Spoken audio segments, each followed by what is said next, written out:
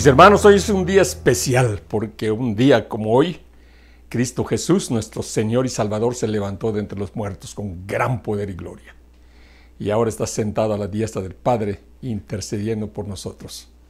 Y por eso nosotros los cristianos nos reunimos los domingos para celebrar que tenemos un Salvador vivo que reina y reinará para siempre. Y ya está reinando en nuestros corazones.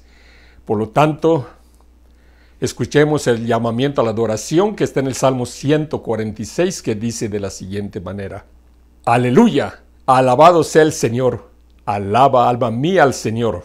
Alabaré al Señor toda mi vida, mientras haya aliento en mí, cantaré salmos a mi Dios. Dichoso aquel cuya ayuda es el Dios de Jacob, cuya esperanza está en el Señor su Dios, creador del cielo y de la tierra, del mar y de todo cuanto hay en ellos, y que siempre mantiene la verdad. Amén. Vamos a ponernos de pie para entonar con regocijo: al Cristo vivo sirvo.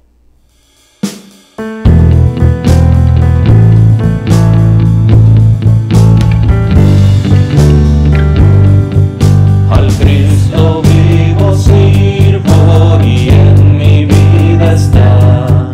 Aunque otros lo negaren, yo sé que Él vive ya. Su mano tierna veo, su voz consuelo habrá. Y cuando yo le llamo, muy cerca está. Él vive,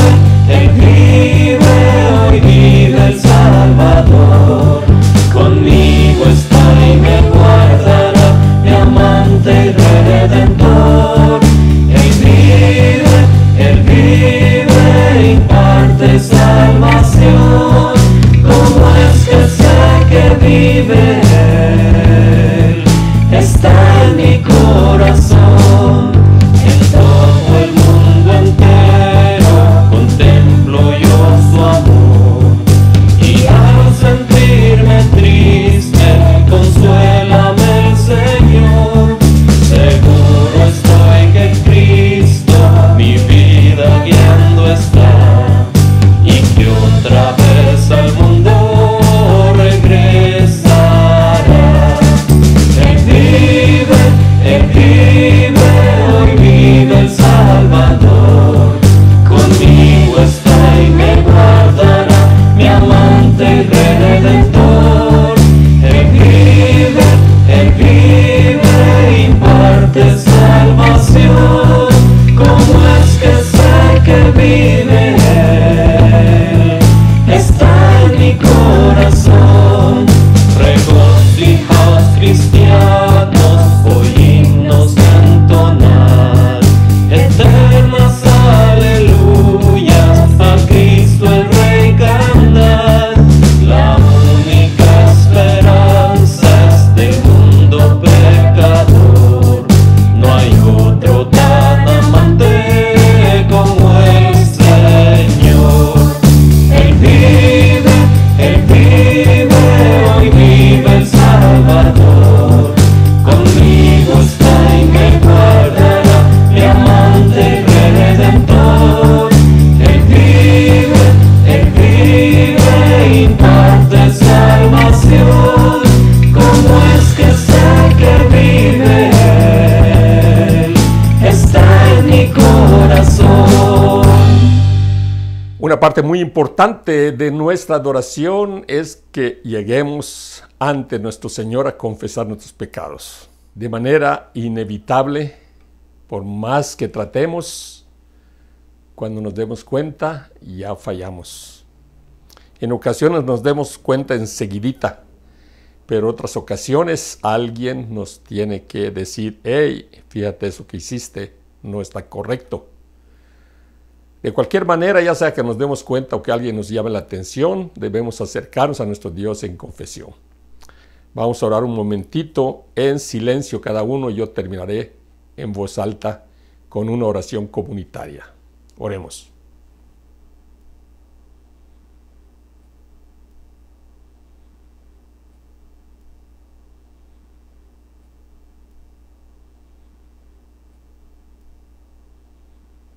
Padre Santo, nos acercamos a ti para decirte que necesitamos tu perdón. Necesitamos que limpies nuestros corazones, que limpies nuestros pensamientos. Necesitamos, Señor, de tu ayuda constante para seguir en el camino de santificación. Padre nuestro, creemos en tu promesa, que la sangre de Cristo nos limpia de todo pecado, y por eso acudimos a ti. Te rogamos, Señor, que cada día estemos más conscientes de la vida que llevamos delante de ti y delante de nuestros prójimos. Gracias, Señor, por perdonarnos. En nombre de Cristo Jesús. Amén. Gracias a Dios, tenemos un pasaje precioso en la Escritura, en el Salmo 68, que dice: bendito sea el Señor nuestro Dios y Salvador, que día a día sobrelleva nuestras cargas. Nuestro Dios es un Dios que salva. El Señor soberano nos libra de la muerte. Amén. Con el gozo de haber sido perdonados, vamos a ponernos de pie nuevamente para cantar Te daré lo mejor y Como el siervo busca.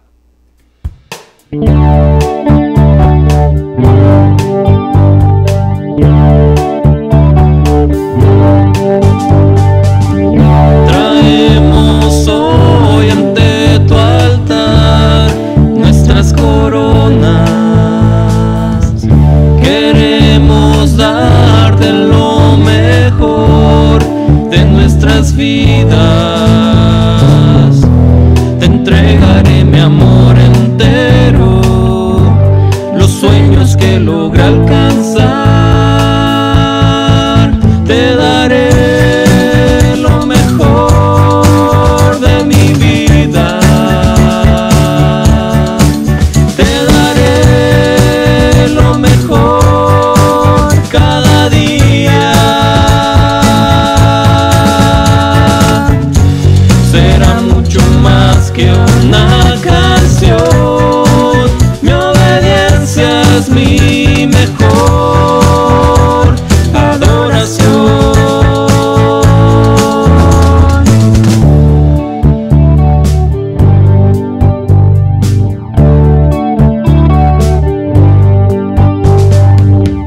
Traemos hoy ante tu altar nuestras coronas. Queremos darte lo mejor de nuestras vidas. Daremos solo las primicias, pues tú mereces lo mejor. Te daré lo mejor de mi vida. Te daré lo mejor cada día.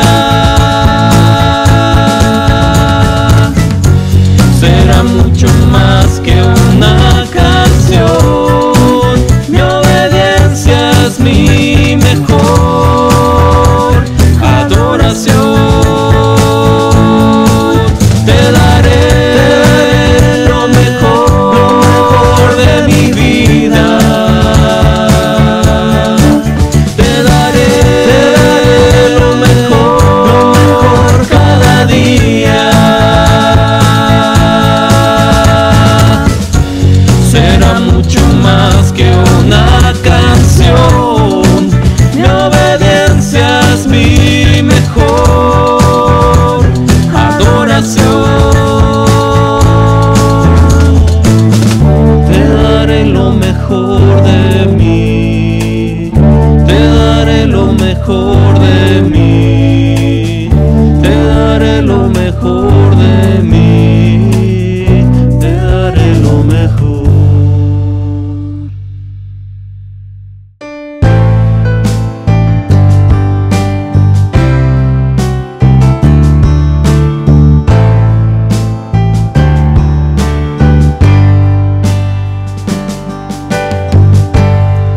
Como el siervo busca por las aguas, así clama mi alma por ti, Señor.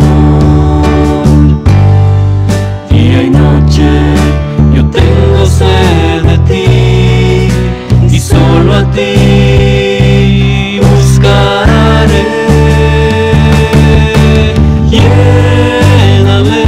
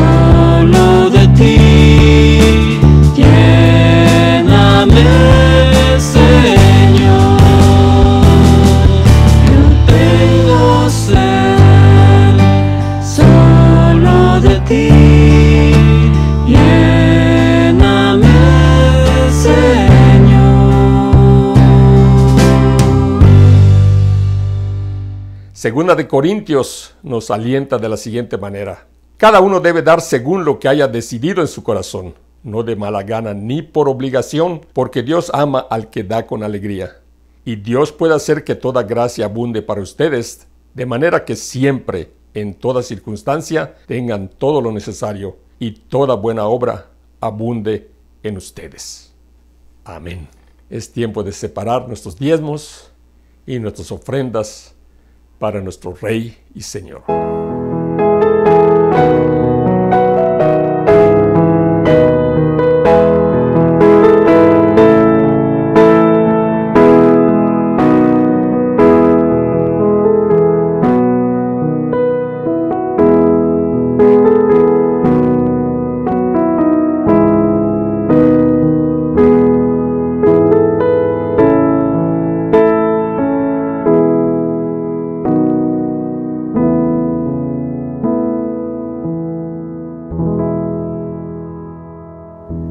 Oremos rogando al Señor que consagre las ofrendas. Padre Santo, tu pueblo ha venido con gozo, con gusto, contentos, trayendo ante ti sus diezmos y sus ofrendas. Señor, te rogamos que tú las aceptes. Te rogamos que tú las consagres para el uso que tú quieras. Te rogamos, Señor, que estos diezmos y estas ofrendas sirvan para extender tu reino en esta tierra y para aliviar la necesidad de algunas personas que lo necesiten. Y que siempre la gloria sea para ti nada más, en nombre de Cristo Jesús. Amén. Habiendo cantado a nuestro Dios, habiendo confesado nuestros pecados, habiendo cantado de nuevo con mucho gozo y habiendo traído nuestros diezmos y ofrendas, ahora es el tiempo de preparar nuestras Biblias, preparar nuestros cuadernos de apuntes y estar muy atentos a la explicación de la palabra, el estudio de hoy que nos trae nuestro pastor, don Francisco Aarón Zapata Ruiz. Prestemos mucha atención rogando al Señor que esta palabra sea aplicada en nuestras vidas por el Espíritu Santo y que cada día seamos más como Dios quiere que seamos por el poder de su palabra.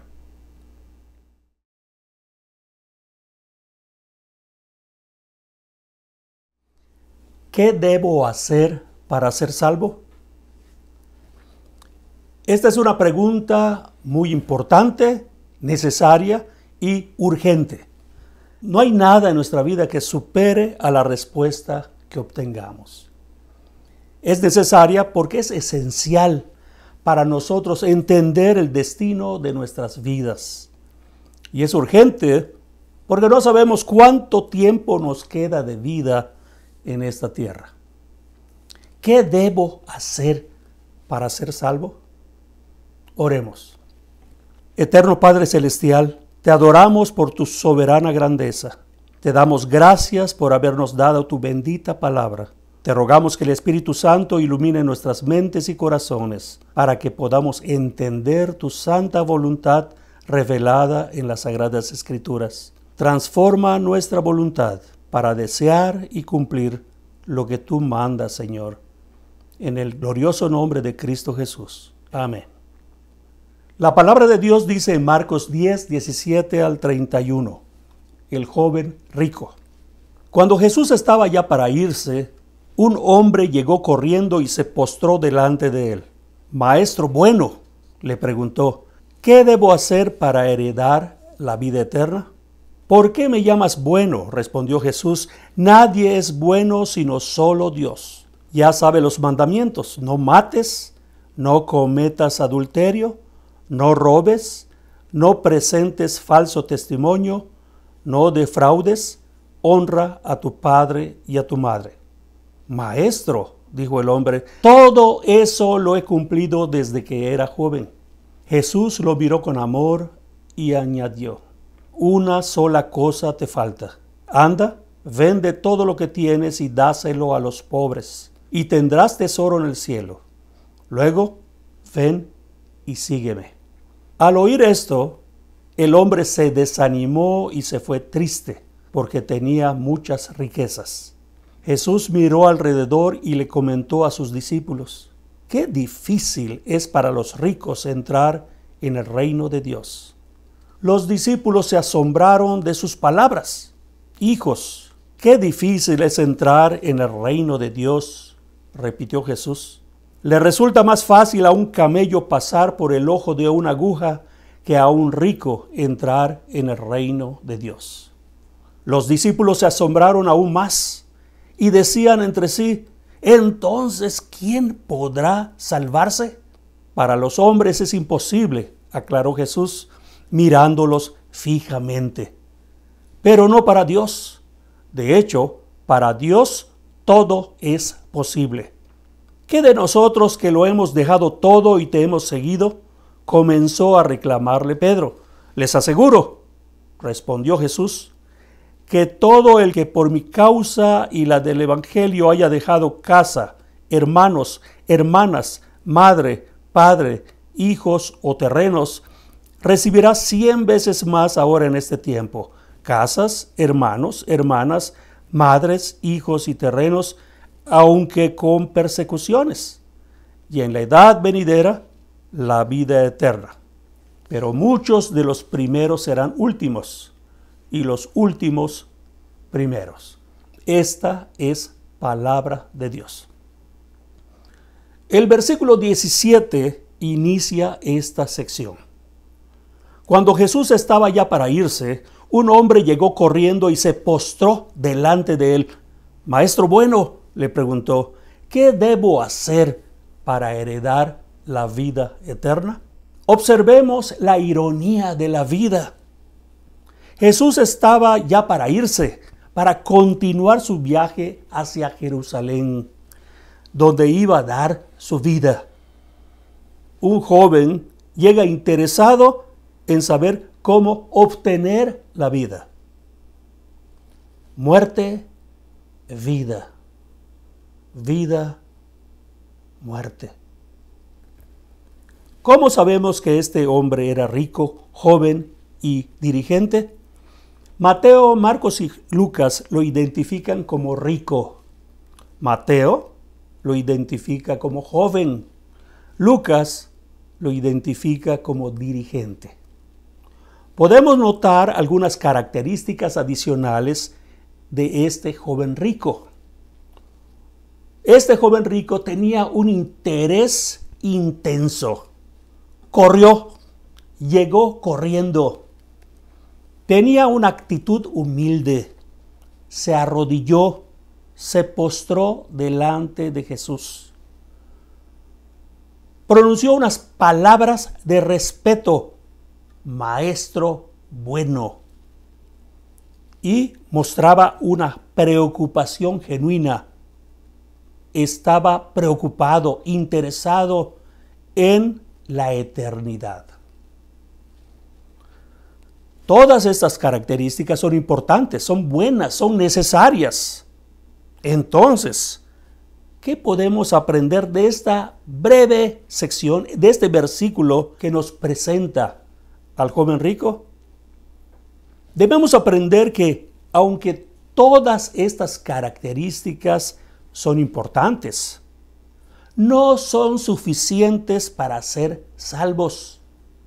Podemos tener un interés intenso, una actitud humilde, pronunciar palabras de respeto, tener una preocupación genuina, acercarnos con todo respeto a la iglesia y a Cristo. Pero eso no es suficiente.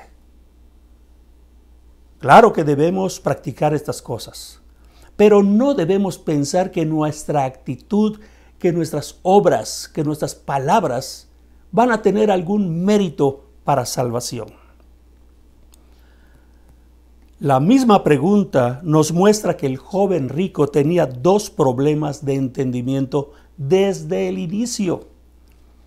¿Qué debo hacer para heredar la vida eterna? El primer problema, ¿qué debo hacer? La respuesta a esta pregunta es bíblicamente nada. El segundo problema es para heredar la vida eterna. La respuesta a esta segunda pregunta es: la vida eterna no se recibe como una herencia de tus padres, de algún familiar o de tu pastor o de tu raza. Este joven rico muestra por su pregunta que no había entendido la relación que existía entre sus buenas obras y la gracia de Dios. Ni este joven ni ninguna otra persona han podido alcanzar la vida eterna por medio de sus acciones. Todos necesitamos reconocer nuestras propias deficiencias. Debemos reconocer y confesar nuestros pecados. Debemos refugiarnos en la gracia de Dios. El versículo 18 es muy interesante. ¿Por qué me llamas bueno?, respondió Jesús. Nadie es bueno sino solo Dios. La respuesta de Jesús obviamente nos llama la atención. Sabemos que Jesús era bueno, que era un excelente maestro, era bueno en gran manera. Sabemos que Jesús tenía la naturaleza divina, era Dios mismo. ¿Por qué responde de esta manera? Porque este joven rico solo estaba considerando a Jesús como un buen maestro, como un maestro muy eficiente, que tenía excelentes enseñanzas, pero no lo estaba reconociendo como Dios, como Señor, como soberano. ¿Y cómo sabemos que este joven no estaba reconociendo a Jesús como Dios, como Señor y como soberano? Porque cuando Jesús le dijo qué debía hacer, este joven decidió seguir sirviendo a su Dios, que era el dinero, que eran sus posesiones. El versículo 22 nos dice, al oír esto, el hombre se desanimó y se fue triste porque tenía muchas posesiones. Muchos de nosotros estaremos pensando, lo bueno es que soy pobre, no tengo ese problema de dinero. ¿Quién es realmente tu Dios? ¿Tienes otra clase de ídolos? La experiencia nos muestra que no solamente los ricos tienen ese problema con el dinero. Puede ser que tengas dinero y que desees más o que el dinero se vuelva tu Dios. Pero algunas personas que son pobres anhelan, sirven al dinero.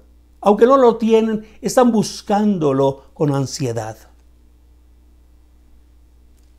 Debemos analizar y pensar en cuál es nuestra relación en relación con el dinero.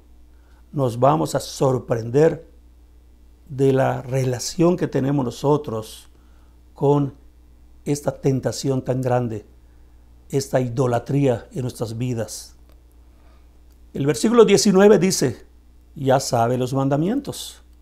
No mates, no cometas adulterio, no robes, no presentes falso testimonio, no defraudes, honra a tu padre y a tu madre. Nuestro Señor Jesucristo menciona 5 mandamientos de la ley y uno que es una implicación de un 6º mandamiento. No mates, no cometas adulterio, no robes, no presentes falso testimonio, honra a tu padre y a tu madre. El orden no está como nosotros lo vemos en los 10 mandamientos. Sin embargo, es una conversación, es un relato, un recuento de los mandamientos. Ahora bien, hay uno más que dice no defraudes. Este no defraudes está relacionado íntimamente con no codicies. Los interesados pueden estudiar esta relación en algunos comentarios con algunos pastores en su Biblia por internet. Vean esto, les va a llamar la atención y podemos aprender mucho a través de nuestro estudio personal hecho con diligencia en oración. El versículo 20 dice, Maestro, dijo el hombre, todo eso lo he cumplido desde que era joven. Tristemente, este joven rico, en su afán de justificarse o de buscar que Jesús lo felicitara por su perfección ética, por lo sublime de su comportamiento, este joven declara una mentira. Todo eso lo he cumplido desde que era joven. Las tablas de la ley eran 2.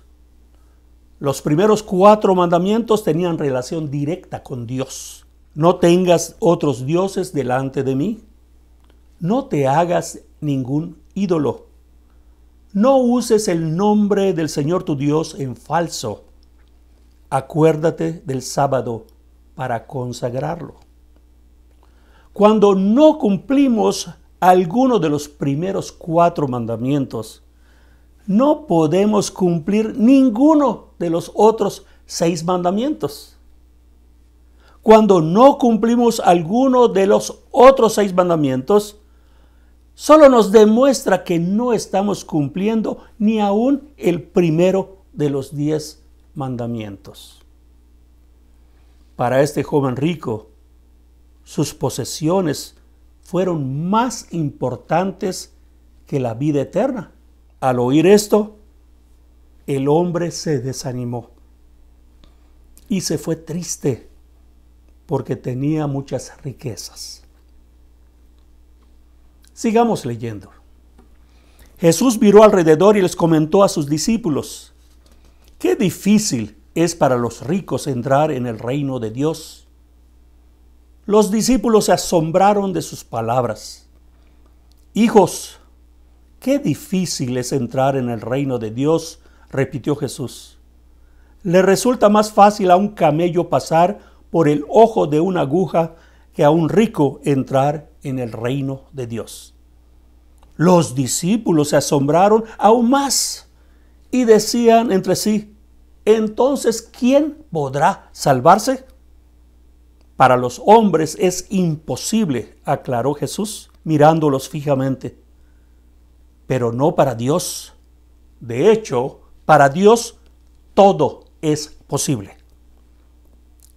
Algunas veces, algunos comentaristas, algunos pastores, y yo entre ellos, en el pasado hemos tratado de suavizar este relato acerca del camello y del ojo de la aguja. La manera en que podemos suavizarlo un poco es diciendo que la palabra camello en griego es camelón. Y pudiéramos decir, no, la palabra es camilón. Camelón es camello. Camilón es una soga. Y pudiéramos decir, pues lo que está diciendo Jesús es que tenemos una aguja y es muy difícil, pues, meter una soga en el ojo de la aguja. Otra interpretación que yo oí en mi juventud y que me pareció muy interesante, es pensar que en las murallas de las ciudades antiguas, pues había puertas. Pero en algún momento de la noche, por protección, se cerraban las puertas que eran muy pesadas y era muy difícil abrirlas de nuevo. Así que habían preparado unos pequeños agujeros, unas pequeñas puertas para que las personas que llegaban a deshoras en la noche o algún animal pudieran entrar por esa puerta pequeña que le llamaríamos el ojo de una aguja. Pero en cierto sentido estamos tratando de suavizar, estamos tratando de entender a Jesús. Y lo que Jesús está diciendo aquí es una hipérbole, es una exageración, es algo que es imposible de hacer. Está tomando un camello. La palabra camello es el animal más grande que había en esa región. Y una aguja tenía un ojo de una aguja que es el agujero más pequeño. Y es tratar de meter un camello en ese ojo de la aguja. Es imposible. Meter un camello en un ojo de aguja respecto a la muralla, que realmente no hay evidencia que había en ese tiempo de Jesús, pues pudiera ser difícil, no imposible. Pero aquí Jesús no está hablando de cosas que sean difíciles, está hablando de cosas que son imposibles para nosotros. Esto es de la única manera que podemos entender un animal grande. Y nosotros, con la ilusión, la falta de entendimiento para que metamos un camello en el ojo de una aguja. Es imposible. Algunos han pensado que era un tipo de broma, pero realmente tenemos que tomar esta figura con mucha seriedad. No es posible. Los discípulos se asombraron, con mucha razón, y exclaman algo que es realmente nuestra pregunta. Entonces, ¿quién podrá salvarse? La respuesta es obvia. Nadie. Nadie puede salvarse. Ninguno de nosotros podemos salvarnos. Solamente podemos ser salvos por la gracia de Dios, por la gracia de Cristo. Por eso dice, para los hombres es imposible, aclaró Jesús mirándolos fijamente, pero no para Dios. De hecho, para Dios todo es posible. Podemos ser tentados, seducidos por las riquezas, por las posesiones materiales. Nosotros siempre vamos a estar en el peligro de amar más las posesiones, que son bendiciones de Dios.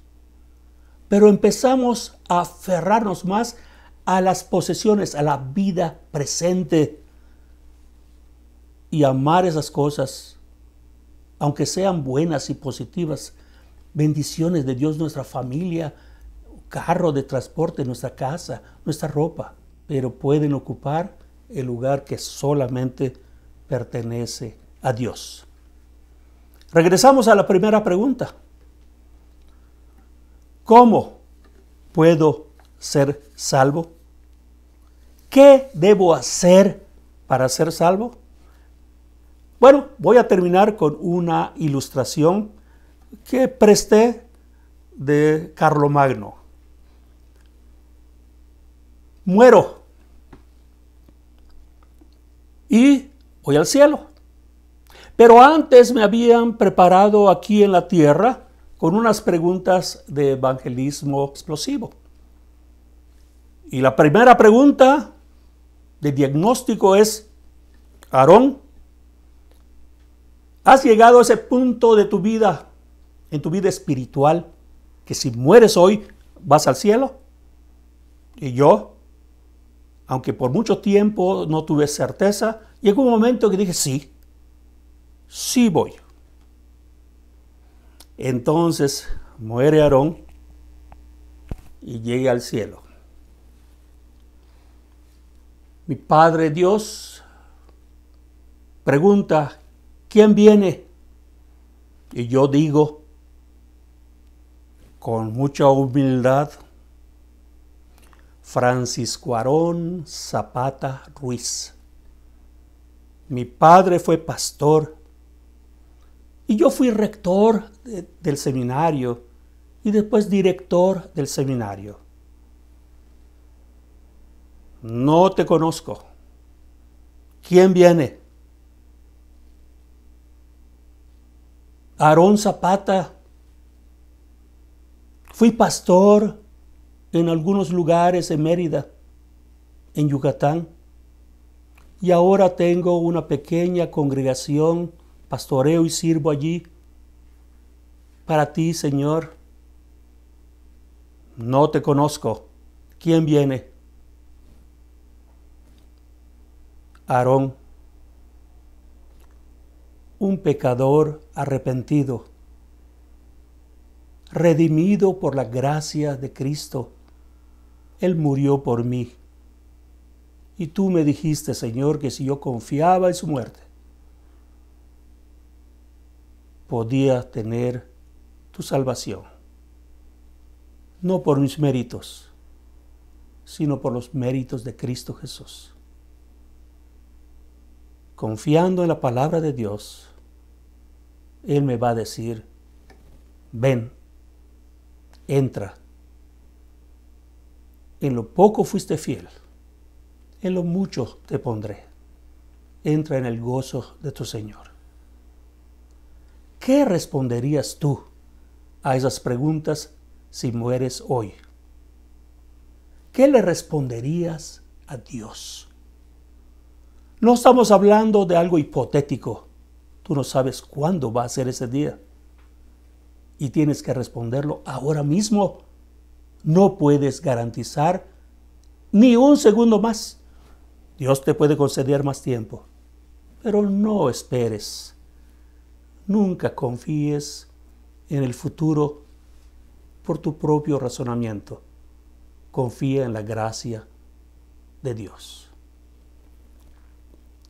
Oremos.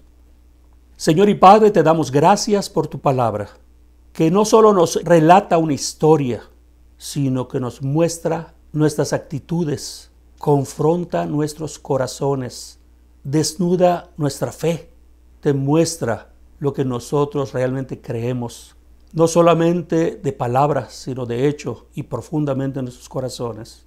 Perdónanos, Señor, y no permitas que nosotros nos alejemos tristes, porque algo ocupa el lugar que solamente a ti te pertenece. Te damos gracias por Cristo Jesús. Síguenos bendiciendo en Cristo Jesús. Amén. Amados hermanos, reciban la bendición del Señor. El Señor te bendiga y te guarde. El Señor te mire con agrado y te extienda su amor. El Señor te muestre su favor y te conceda la paz. Amén.